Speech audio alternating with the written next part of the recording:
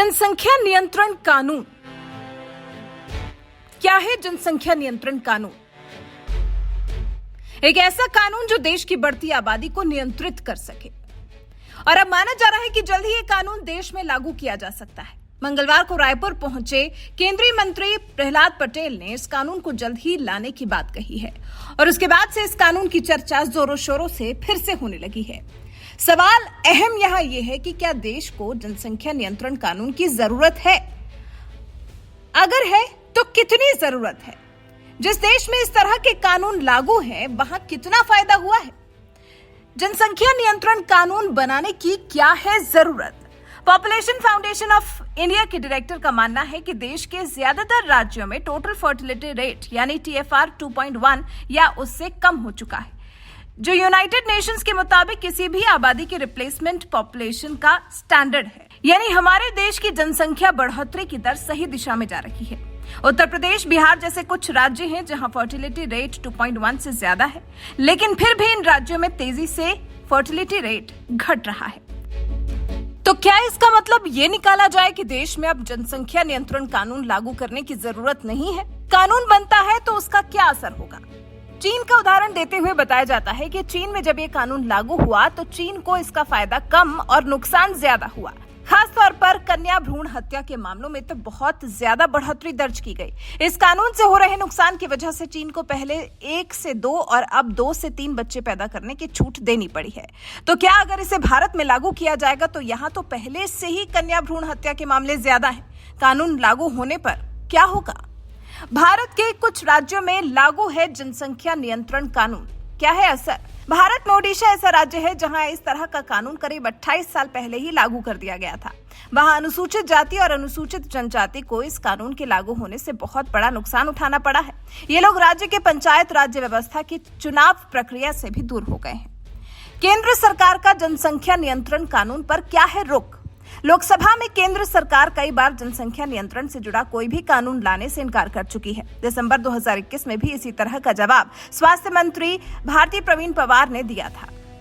स्वास्थ्य मंत्रालय ने एक सवाल के जवाब में कहा था, बच्चों की निश्चित संख्या के लिए कोई भी जबरदस्ती या फरमान का परिणाम बुरा असर होता है। इसकी वजह से बेटों को प्राथमिकता देते हुए गर्भपात, बेटियों का परित्याग, यहां तक कि कन्या भ्रूण हत्या होती है। जनसंख्या नियंत्रण कानून जैसे कानून पर संविधान में क्या कहा गया है?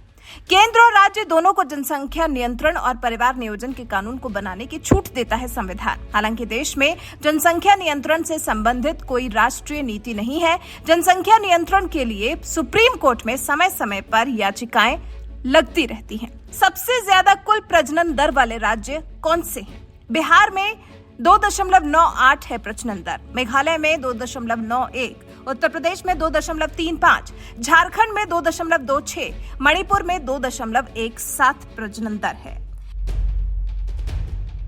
क्या राज्यों की तरफ से बनाए कानून को भी कोर्ट में चुनौती दी गई?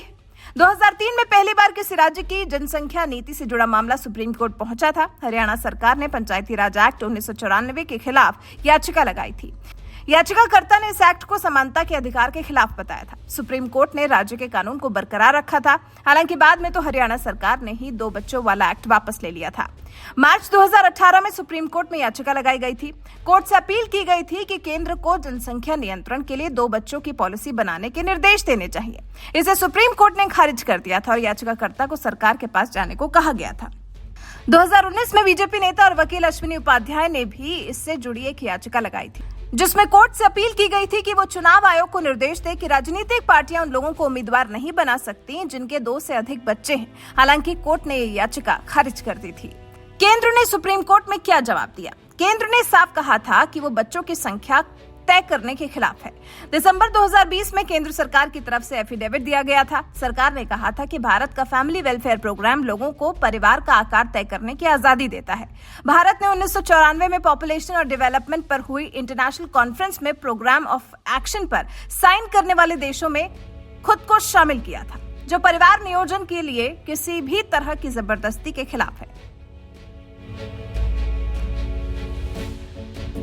अभी देश में क्या है जनसंख्या की स्थिति? सरकार की तरफ से हुए तीसरे सर्वे के आंकड़ों में देश में कुल प्रजनन दर 2 हो गई है। किसी देश की मौजूदा आबादी को बनाए रखने के लिए प्रतिस्थापन दर 2.1 होनी चाहिए, जिसका मतलब यह हो गया है कि आबादी बढ़ने की रफ्तार उसके प्रतिस्थापन स्तर से भी कम हो गई है। जिसका मतलब क्या यह है कि आने वाले दिनों में देश की आबादी कम होने वाली है। देश के सभी राज्यों में प्रजनन दर घटी है, लेकिन हमारी जनसंख्या का आकार काफी बड़ा है। आने वाले 20 से 30 साल तक हमारी आबादी बढ़ने का अनुमान है। अभी ये करीब 140 करोड़ है। अगले 20 से 30 साल में जब ये 160 से 170 करोड़ हो जाएगी, तब ग्रोथ रेट 0 हो जाएगा, फिर माइनस में आएगा, यानी इसके बाद जनसंख्या में कमी दर्ज होनी शुरू हो जाएगी। आखिर में महत्वपूर्ण सवाल ये कि मुस्लिम आबादी तेजी से बढ़ने की बात के क्या है मायने? 1992-93 में आए पहले सर्वे और अब आए 5वें सर्वे के दौरान मुस्लिमों में प्रजनन दर में सबसे ज्यादा कमी दर्ज की गई है। 1992-93 में मुस्लिम महिलाओं में टोटल फर्टिलिटी रेट 4.41 था, जो नए सर्वे में घटकर 2.36 रह गया है। अभी ये भले ही सभी धर्मों में सबसे ज्यादा है, लेकिन फिर भी पहले के मुकाबले में इसमें बहुत बड़ी कमी दर्ज की गई है। अब आप लोग खुद तय करिए कि आपको क्या लगता है, क्या देश में जनसंख्या नियंत्रण कानून लागू होना चाहिए या नहीं। इस पर आपकी राय हमें कमेंट कर जरूर बताएं।